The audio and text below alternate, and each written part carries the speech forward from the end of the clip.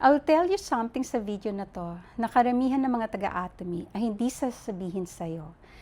Kung kailangan mo ng pera ng madalian, kung meron kang matinding financial pressure ngayon, at kailangan mo ng income sa loob ng susunod na ilang buwan, Atomy may not be the right solution for you.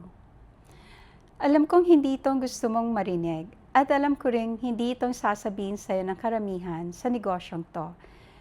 But I think mas deserve mo ang katotohanan kaysa sa isang recruitment pitch. Ito ang reality.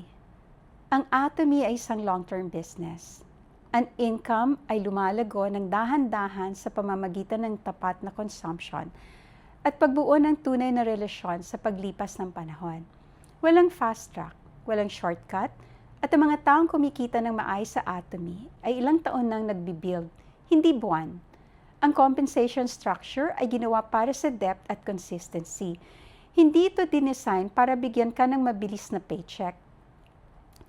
At maganda ang feature na yan kung nasa tamang posisyon ka para i-appreciate ito.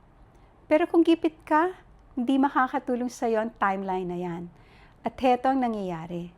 Kapag ang taong gipit ay sumali sa Atomy, papasok sila ng may urgency. Mamimwersa sila, kakausapin ng lahat, at kapag ang kita ay hindi dumadating ng mabilis para isolve ang problema nila, aalis yan. Frustrated, sasabihin nila sa lahat na hindi gumagana ang Atomy. Pero hindi Atomy ang nag-fail sa kanila. Ang timing ang nag-fail sa kanila. Nakita ko na ito nangyari. At ang masakit itong panoorin dahil ang mga taong ito ay may potential sana. Pumasok lang silang maling oras para sa maling dahilan. I'm retired. Wala akong pressure na kailangan bayaran ng Atomy ang bills ko sa susunod na buwan. Yan ang reason kung bakit kaya ko itong harapin na may pasensya.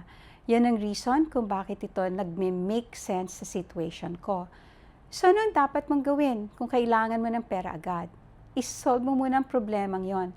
Humanap ka na magbibigay sa iyo ng immediate income. Trabaho, serbisyo, o skill na pwede mong ibenta. Kapag stable ka na, balikan mo ang Atomy na may malinaw na isip. Na walang pressure. Dahil doon mo lang mabubuo ang tama.